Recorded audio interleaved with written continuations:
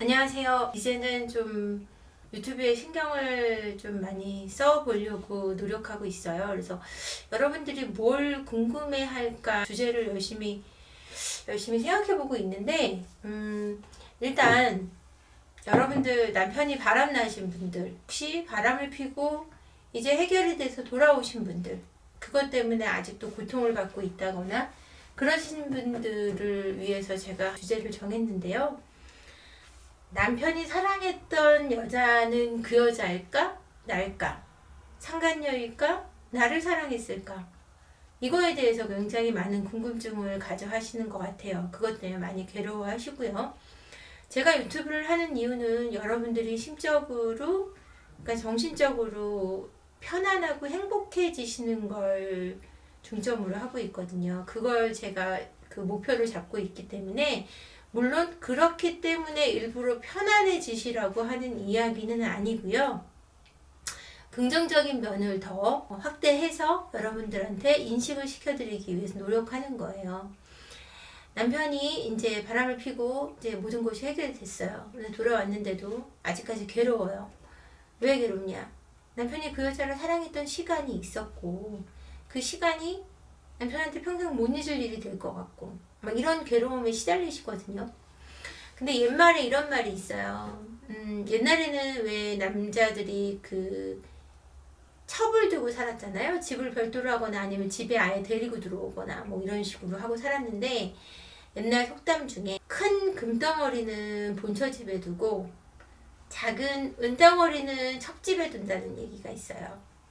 무슨 뜻이냐면요. 크고 좋은 재산이 형성될 수 있는, 나중에 위기가 왔을 때라든지 아니면은 편안하게 먹고 살 수 있는 재산을 쌓아놓는 곳은 내 조강지처가 있는 곳이고, 그다지 크게 돈 되지 않아도 조금 뭐 너한테 준다라고 티낼 수 있는 조금의 돈은 첩집에 둔다는 거죠. 첩한테 그냥 잘 보이기 위해서. 그냥 그 정도라는 거예요. 데리고 사는 첩도 어떻게 보면은 또 다른 아내거든요. 그렇잖아요. 같이 살고 있고 내 첩으로 들어왔기 때문에 아이를 낳는 경우도 있고, 예전에는 그랬잖아요. 그래서 배달원 자식도 많고, 그랬음에도 불구하고 큰 금덩어리는 본집에 두고 작은 은덩어리는 첩집에 두는 남자들 심리가 진짜 첩을 사랑하는 걸까요? 뭔가 사람과 사람 사이에 정이 생기고 그 사람을 위한다는 거는 그 사람을 위해 많은 걸 주고 싶은 마음이 드는 거잖아요. 그래서 그게 주면서 내가 행복할 때 그게 사랑이거든요. 뭐 이것도 아주 명확한 건 아닙니다. 저의 사랑에 대한 정의가 100% 옳다고 할 수는 없으니까요. 사랑의 의미도 다 각자 다르거든요. 사람마다 자신의 기억이나 아니면 자신이 갖고 있는 생각에 따라서 사랑의 정의도 다르니까요. 제 말을 또 100% 신뢰하지 마세요. 근데 어쨌거나 그러는 가운데서도 같이 살고 있는 또 다른 아내임에도 불구하고 그 여자한테 작은 은덩어리밖에는 주지 않는 게 남자들 심리예요. 여러분이 남편이 그 여자를 좋아해서 뭘 사줬어요. 뭐 그런 거 그럴 수 있어요. 속된 말로. 예전에 제 친했던 친구가 하던 얘기인데, 야, 공짜로 하려고 노력하는 건데, 공짜로 한번 자보려고 그러는 건데, 야, 뭔 말은 못하고 뭐는 못 사주겠냐, 뭐 비싼 건 안 사주니까 이제 요즘 남자들은 특히 뭐 이런 얘기를 했었는데, 그들이 원하는 건 어떤 여자한테 성적인 부분인 것 뿐이죠. 그러니까 아내한테 요구할 수 없는 어떤 변태적인 성욕을 그 여자들한테 풀 수 있는 뭐 그런 시간일 뿐이지 않을까라고 생각해요. 그래서 남자가 큰 재산이나 좋은 것은 본처집에 두고 같이 살고 있는 첩임에도 불구하고 작은 걸 갖다 주는 남자들의 심리를 볼 때, 그 남편이 정말 아끼고 사랑하는 것이, 진심으로 아끼고 사랑하는 것이 그 상간녀나 바람녀는 아니라는 거죠. 그러니까 여러분이 만약 남편이 그 바람을 피다는 그 일이 끝났거나 바람 피는 어떤 그런 상황이 끝났거나, 그다음에 지금 바람을 피고 있는데 알고 있는데 그것 때문에 너무 괴롭다, 저한테 상담 오시는 분들이 다 물어요. 제 남편이 그 여자를 사랑한 거죠. 이렇게 물어요. 그러면 제가 항상 얘기해요. 아니라고. 아니기 때문에. 그 여자를 정말 사랑한다면 가정을 깨고 나가지 않을까요?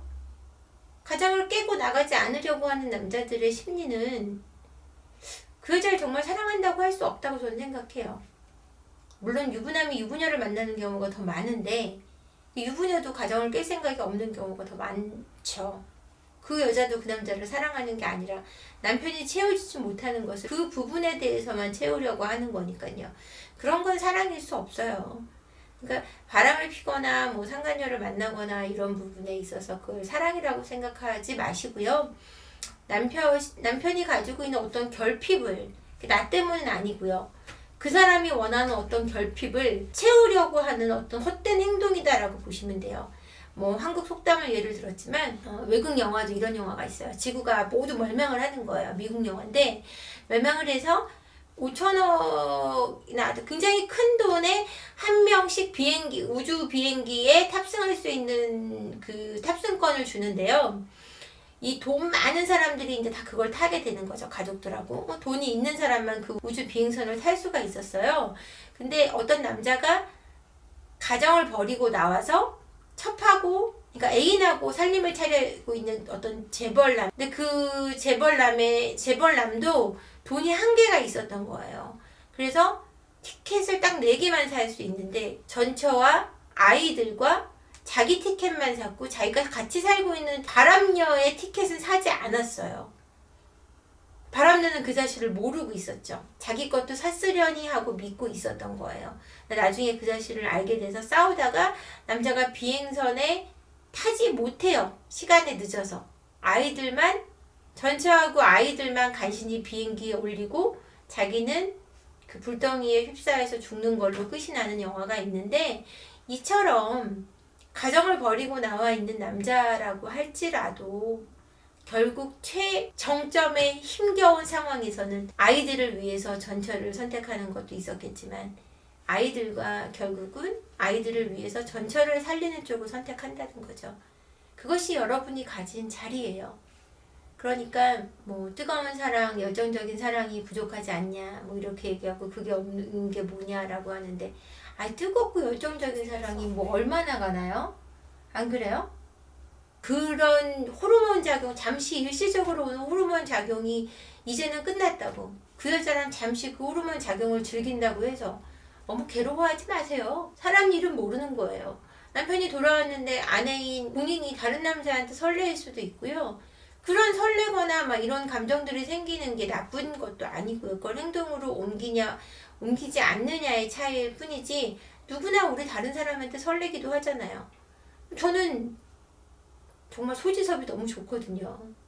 그래서 소지섭 씨 열애설 났을 때 제가 진짜 저는 처음으로 연예인 열애설 났을 때 눈물을 흘려본 경우인데, 소지섭이 그 아름다운 분과 연애를 하지 않으면 뭐 저를 한 번이라도 쳐다라도 보겠어요? 만날 일도 없는데. 근데도 저는 소지섭 사진을 보면 설레이거든요. 하지만 행동으로 옮길 수 없는 상황이고 행동으로 옮기지 않을 거고요. 그러니까 저는 그러면은 나쁜 사람이 아닌가요? 그런 식으로 따지면 저도 굉장히 나쁜 사람이잖아요. 너무 그 상황에 대해서, 바람을 폈다는 거에 대해서 뭐 이 세상이 최고의 악인 양 생각하지 마시고, 그게 어떤 인생의 하나의 바람처럼, 하나의 잔가지처럼 떨어져 나갈, 다 놓아될 나뭇잎처럼 그렇게 떨어져 갈 인생의 하나의 조각처럼 그렇게 깨끗하게 버려버리세요. 그리고 여러분들이 찾으셔야 되는 거는 남편이 누구를 사랑했느냐 보다 내가 앞으로 어떻게 행복하게 살 것이냐 라는 거거든요. 여러분, 제가 이제 프리허그라는 책을 준비하고 있습니다. 여러분들의 그 상담을 주신 사연들을 물론 그대로 내진 않고요.